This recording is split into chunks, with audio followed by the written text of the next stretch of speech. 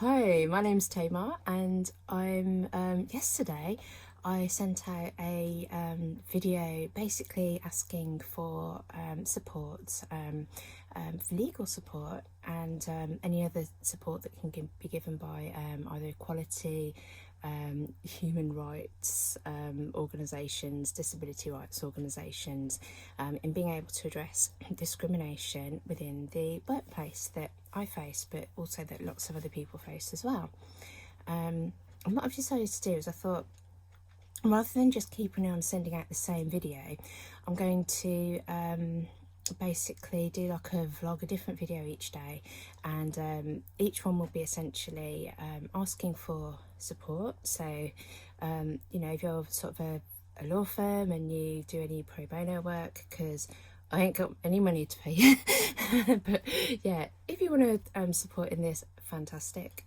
Or if you're an organisation, I don't know, like Liberty, the Equality Rights Commission, an organisation basically that works with sort of equality, human rights, disability rights, whoever really, I'd love your support.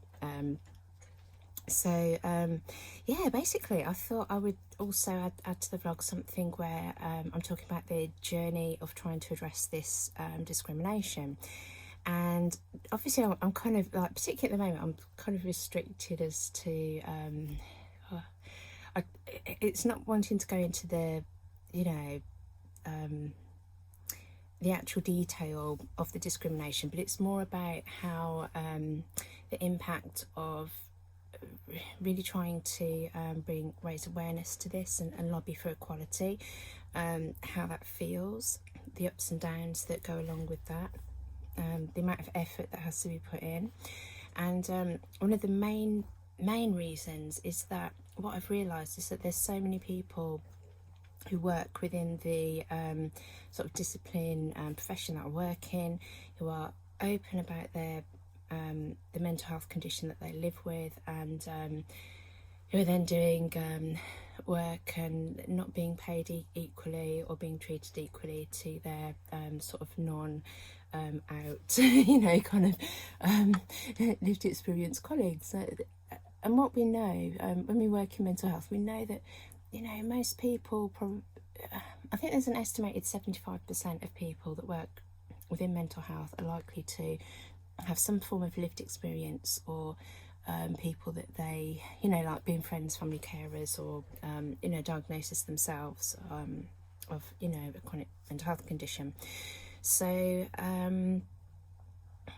but it's very different. The work that we do is where we are kind of open about that, and that impacts the approach that we use for the work we do. So, that doesn't make our work any less than anyone else. It just, if anything, it makes it kind of, we're dual disciplined. We have to have the skills we need to do the work that we do, skills to do the work that we do, and also, have that lived experience, but not just have the lived experience. It's about using that as a lens to understand things that are happening. It's the insight that comes from that. It's very, very hard to describe, but it's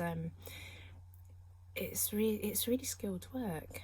It takes a long time to get from. I think a lot of people start by doing volunteering or kind of telling their story or something, and then move on from there. But it's I've been doing this for 10 years, but I wouldn't say, I'm kind of, I suppose, midway through it. I'm not, I wouldn't, I'm nowhere near what some people, who've gone on to do PhDs or become professors or kind of done huge amounts of, spent decades working in this area. So I'm not, I'm kind of like, I'm definitely sort of strong part and embedded within sort of this discipline and within the survivor movement, but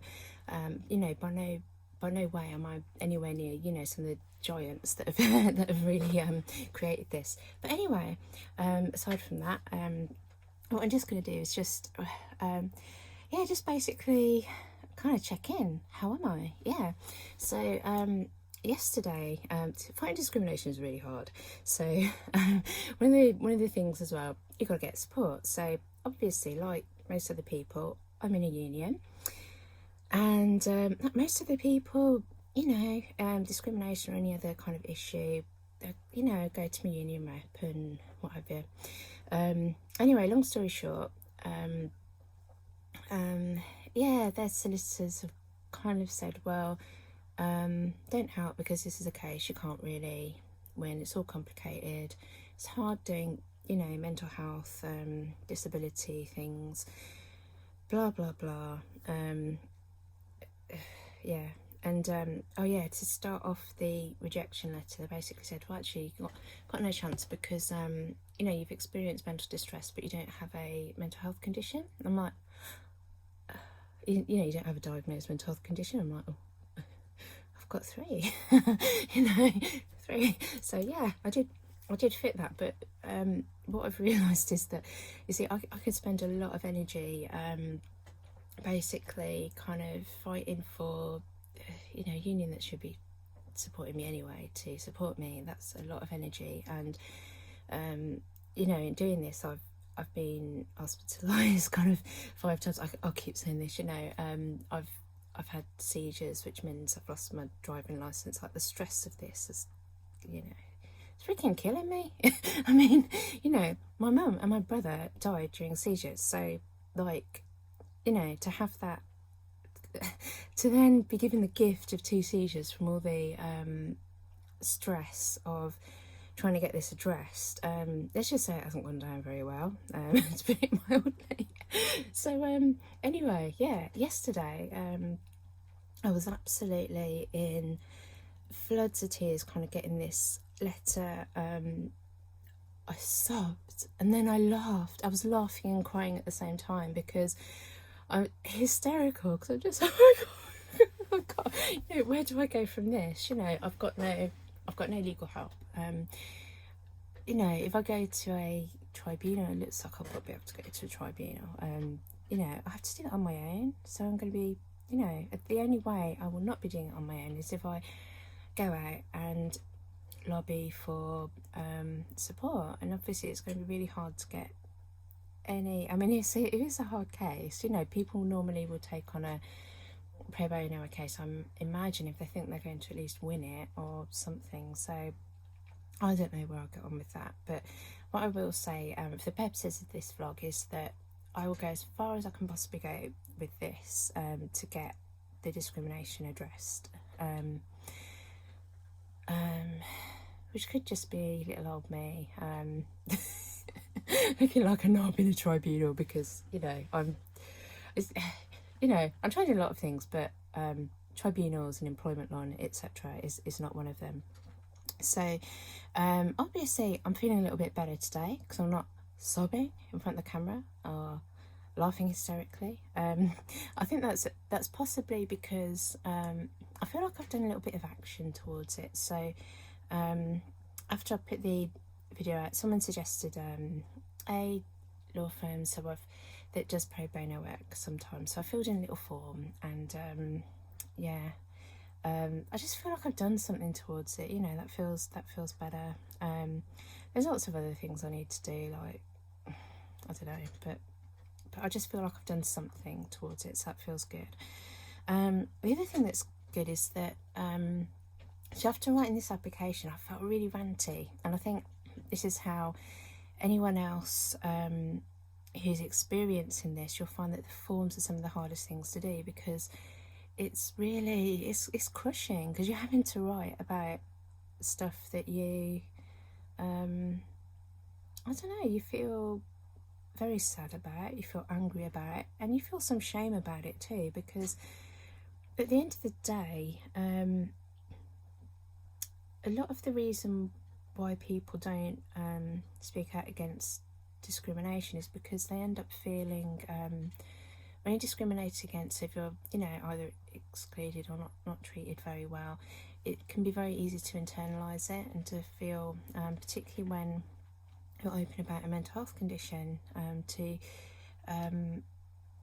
basically feel as though it's your own fault, or feel that you're incompetent, feel that you're too weak because of your mental health condition, maybe you shouldn't be working anyway, which is a joke, because, actually this is an entirely different rant, so I won't go into it, but I was just going to say, the benefits in this country, social security in this country, in the UK, it's so difficult for people to get, can't remember what it's called. It's like PIP. It's like disability allowance, you're a bit screwed with mental health. You're particularly mental health. It's bad enough with physical health, but mental health, it's awful. And basically people can't they can't sort of prove their, they can prove their disability. It's just it's not listened to, and then so it's like, okay, so I'm well enough for work then, I'll go and work, and then your work is you're not well enough to, it's all rubbish. I mean, you can do both. You can, if you live with a mental health disability, or whatever you want to call it, you're entitled to support for that, and you can also work as well, as long as you have the support that you need to do that. And there's some incredibly talented people that I know, and people that are colleagues, and there's some people who are incredibly talented, but they can't work because they're not supported to, and that you can't expect, most people can't. If you're badly treated and then you have to fight against it, most people they've just run out of steam. They can't do it. So anyway, before I go blabbering on for even longer, one of the other things that helped today was I had a meeting. It just so happened to have some other lived experience practitioners in there, and one of the things that because I just sort of mentioned about this, and again, sort of no major detail, but just basically that, kind of struggling, and just just talking about the sort of emotional impact of it. And what I'm finding is the more people I speak to, people know straight away, and they're like, oh yeah, I know, I've experienced that. And other people said actually they're on their second tribunal, for discrimination.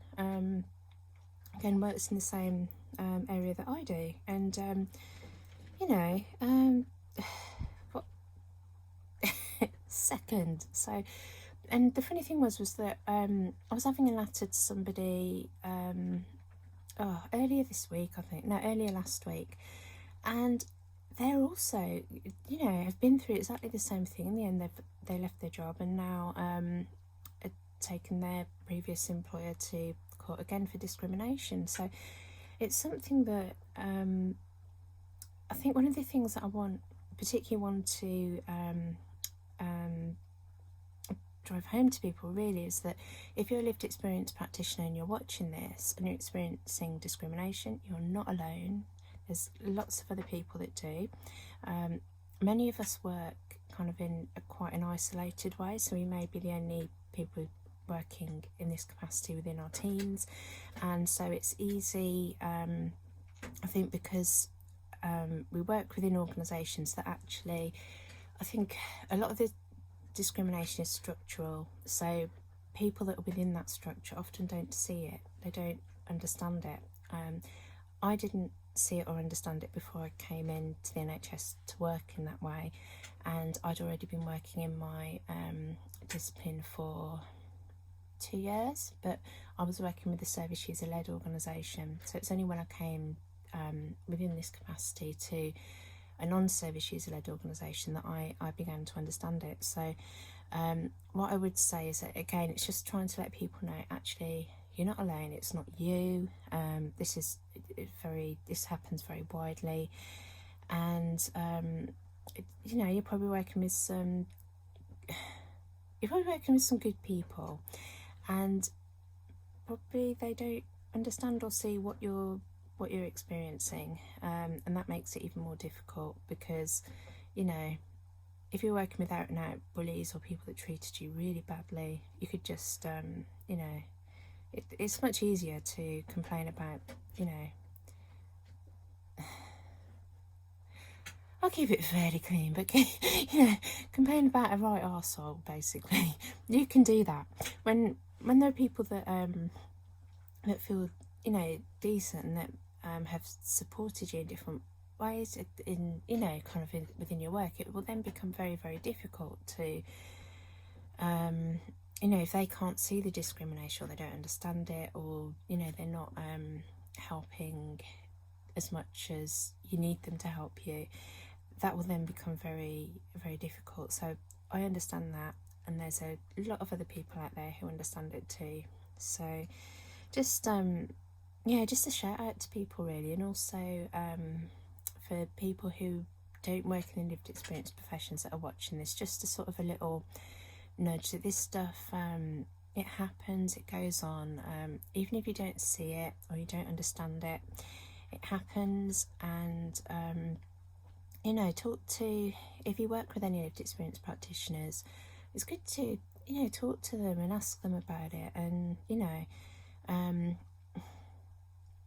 particularly people that have done this for a few years, because I think a lot of us will start off in these roles and we'll be bright-eyed and kind of like really like, oh yeah, you know, you've got this I think people can be almost a little bit evangelical about how happy they are, how great it is to work in this type of role, and give them a couple of years when, you know, you've been able to experience I think working within systems and understanding that you're different and you will be treated differently, you're seen differently and you will be treated differently.